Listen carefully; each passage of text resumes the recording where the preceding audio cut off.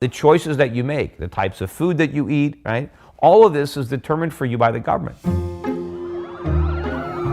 When the government violently kicks down your door and comes onto your property with guns drawn, trying to get you to stop a certain behavior that's harming nobody else, that is a social injustice.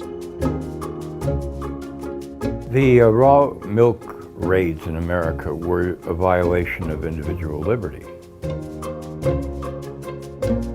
People think that we live in a free market society, and we don't. We have cronyism, we don't have capitalism in the United States.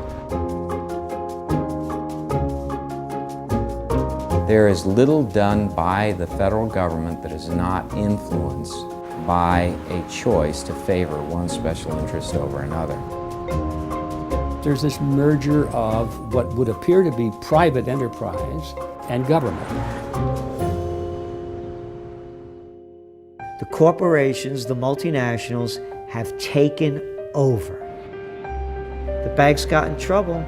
They bring out Henry Paulson, the U.S. Treasury Secretary, former CEO of the Goldman Sachs gang, and says we have to bail out the banks. They're too big to fail.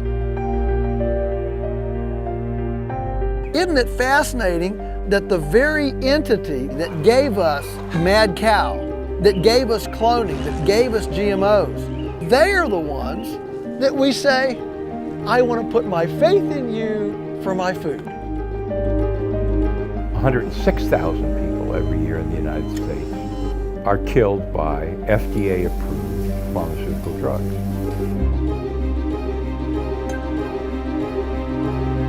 There are 800,000 people a year arrested in the United States on marijuana charges. So over a 40-year period now, that's 27 million people who have been effectively screwed by the government. People are getting put in jail in the U.S. all the time for nothing, victimless crimes. The idea that government should make our choices for us is one that a lot of people prefer. But there's nothing more profound for an individual than when they are denied something they very much need because they made a decision earlier on to part with their freedom.